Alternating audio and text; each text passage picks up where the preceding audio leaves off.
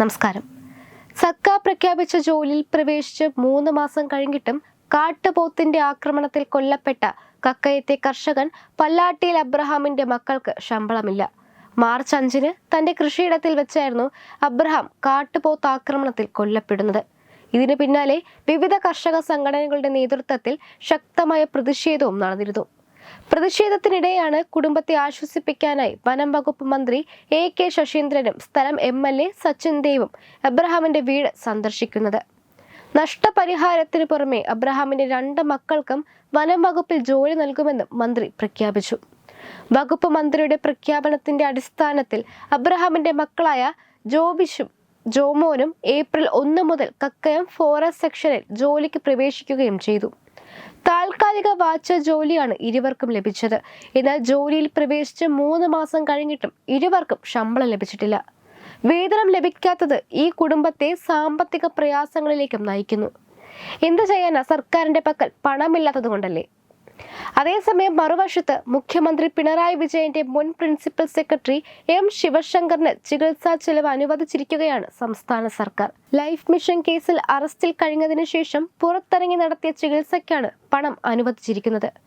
1000-വും 10,000-വും ഒന്നുമല്ല, 2,35,967 രൂപയാണ് മുതിർന്ന IAS ഉദ്യോഗസ്ഥൻ സർക്കാർ ചികിത്സാ ചെലവ് ഇനത്തിൽ നൽകിയത്. വെറും IAS ഉദ്യോഗസ്ഥൻ മാത്രമല്ല, ലൈഫ് മിഷൻ കോഴക്കേസിൽ 1-ാം പ്രതി കൂടിയാണെന്ന് ഓർക്കണം. 2023 ഓഗസ്റ്റ് മാസം 13-ാം തീയതി മുതൽ 17-ാം തീയതി വരെ തലസ്ഥാനത്തെ സ്വകാര്യ ആശുപത്രിയിൽ ശിവശങ്കർ ചികിത്സ നടത്തിയിരുന്നു. ഇതിനാണ് തുക അനുവദിച്ചിരിക്കുന്നത്.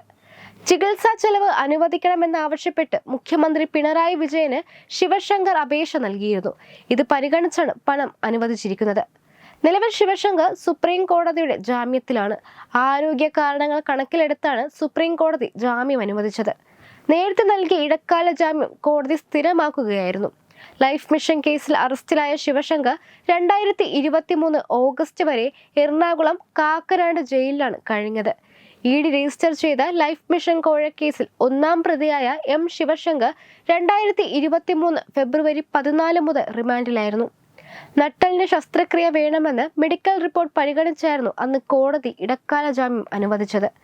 കസ്റ്റഡിയിൽ ശസ്ത്രക്രിയ നടത്താമെന്ന ED വാദിച്ചെങ്കിലും കോടതി ഇത് അംഗീകരിച്ചിരുന്നില്ല. നട്ടലിന് ശസ്ത്രക്രിയ വേണമെന്ന് നിർദ്ദേശിച്ച് എറണാകുളം മെഡിക്കൽ കോളേജിലെ വിദഗ്ധർ നൽകിയ റിപ്പോർട്ടും M. ശിവശങ്കർ ഹാജരാക്കിയിരുന്നു. എന്തായാലും പാവപ്പെട്ടവർക്കും ജീവിക്കാൻ വേണ്ടി കഷ്ടപ്പെടുന്നവർക്കും ശമ്പളമോ പെൻഷനോ നൽകാൻ സർക്കാരിന്റെ ഖജനാവിൽ പണമില്ല. അതേസമയം അതേ സർക്കാർ തന്നെയാണ് ദൂർത്തിനും അവർക്ക് പ്രിയപ്പെട്ടവരെ സംരക്ഷിക്കുന്നതിനും വേണ്ടി പണം വാരിയെറിയുന്നതും. Web desk Tatwamayi news. Powered by Jyothis, realising your dream home. Our ongoing luxury apartments projects are Crown near Karivattam, The Square near UST Global, White Manor near Aattugal Ambalathara, and Evergreens Luxury Villas near Tirumala. Call 90482 55599. Jyotis Building Promoters Private Limited, Thiruvananthapuram.